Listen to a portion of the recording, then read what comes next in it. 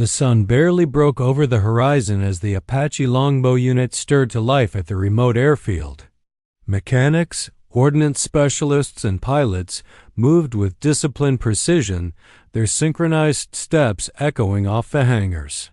The mission was simple in concept, but complex in execution: to prepare each AH-64D helicopter for a demanding live-fire exercise simulating real-world combat. For the Apache, preparation begins on the ground. Every missile, rocket pod, and chain gun round is accounted for, logged, and meticulously inspected. The Hellfire missile, the Apache's primary anti-armor weapon, required careful handling. Each missile was loaded into the launcher rail, ensuring proper electrical connections for guidance and targeting systems. Simultaneously, Hydra 70 rockets were mounted in pods, their explosive heads aligned perfectly to avoid misfire.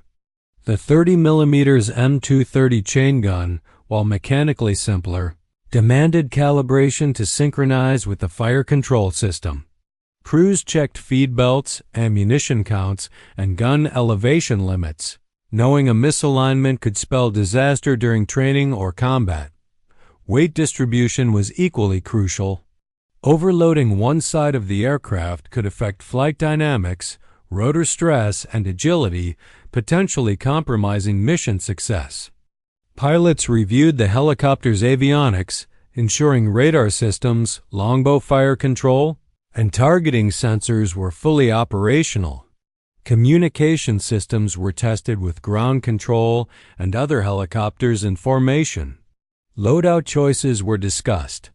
Would the mission prioritize armor-piercing strikes, area suppression, or a balance of both? Strategy and munition selection intertwined, demanding critical thinking even before the first rotor spun.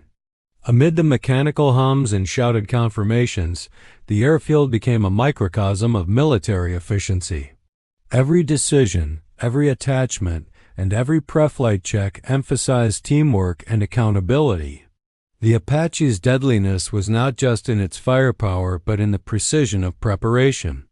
As the helicopters lifted off, each crew member knew the careful orchestration on the ground would define success in the air. Once the H-64D Apache Longbows lifted from the airfield, the real work began. The pilots, paired with weapons officers, entered a world where precision, timing, and coordination defined survival. The sky was calm, but the simulated combat zone below was intricate. Terrain undulations, mock enemy vehicles, and radar-reflective targets scattered across the landscape. Every detail demanded attention. Target acquisition began with the Longbow radar. Elevated above the rotor hub, the radar allowed crews to detect and prioritize threats without exposing the helicopter to ground fire. Pilots learned to interpret the radar display instantly, identifying armor, soft-skinned vehicles, and decoys. Communication with the weapons officer was critical. One person scanned and designated, the other managed firing solutions. Miscommunication could waste munitions or worse, fail to neutralize a threat. With Hellfire missiles, precision reigned supreme. Pilots practiced locking onto moving targets, considering speed, distance, and environmental conditions such as wind or dust interference. Each missile launch required careful sequencing, target lock confirmation, trigger discipline, and immediate situational awareness to prepare for the next shot. Hydra 70 rockets demanded a different approach. Their area effect capabilities made them ideal for suppressing multiple targets or disrupting formations. Crews learned how to control burst length, aiming angles, and timing to maximize coverage without oversaturating a zone. The 30mm M230 chain gun, a rapid-fire workhorse, required steady hands and a calm mind. The pilots and weapons officers practiced moving fire drills, sweeping across targets while maintaining altitude and evasive flight paths. Even slight overcorrection in flight could throw off aim, demonstrating how aerial maneuvering and gunnery were inseparable skills. Throughout these exercises, Decision-making under pressure became evident. Which target to engage first? How to conserve munitions for higher priority threats? How to balance aggression with safety while operating close to the terrain? Each sortie reinforced the concept that technology could not replace human judgment. Accuracy, timing, and situational awareness were paramount. As the exercises concluded, the crew gathered for debriefing. Flight data, accuracy metrics, and reaction times were analyzed. Mistakes became lessons. Successes became benchmarks. By the end of Part 2, the unit had not only practiced firing but had internalized the strategy, coordination, and split-second decision-making that define Apache effectiveness in combat. The Longbow's power was lethal, but only when paired with trained eyes, steady hands, and a disciplined mind. After completing multiple sorties, the Apache crews returned to base, but the mission was far from over. Part 3 focused on translating their training into real-world combat readiness.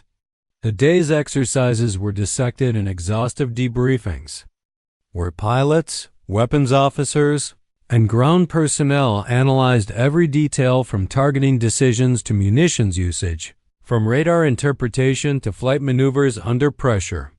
The goal was simple yet critical: ensure that when faced with actual battlefield conditions, every split-second choice would maximize effectiveness and minimize risk. Each helicopter's flight data was meticulously reviewed. Missed Hellfire strikes were traced back to sensor calibration, environmental interference, or slight pilot miscalculations.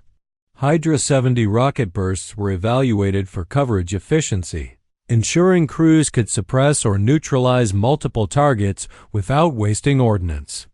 Even the 30mm chain gun, while mechanically straightforward, revealed patterns in tracking and aiming that could improve accuracy during moving fire engagements. These lessons emphasized that proficiency in the air required more than technology. It demanded constant practice, adaptation, and clear communication. The real-world applications of the day's training became clear in simulated mission scenarios. Crews learned how to prioritize threats in dynamic environments, assess collateral risks, and manage multiple targets simultaneously.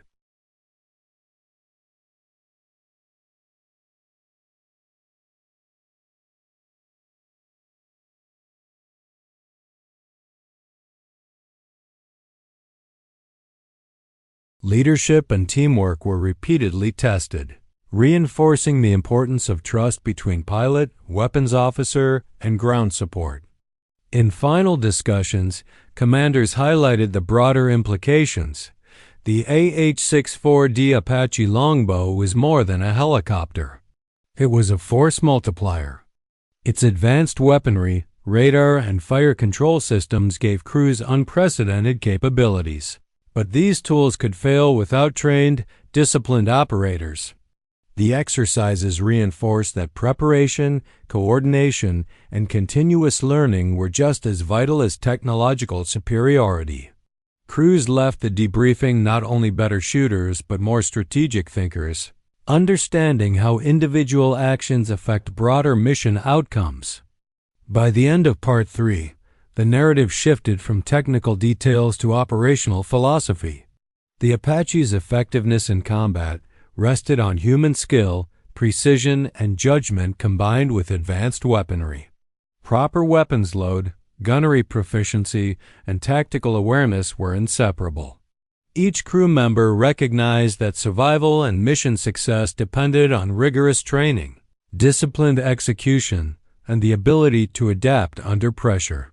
In essence, the exercises ensured that when called into real conflict, the Apache unit could operate as a cohesive, deadly force, a testament to preparation, teamwork, and the fusion of technology with human skill.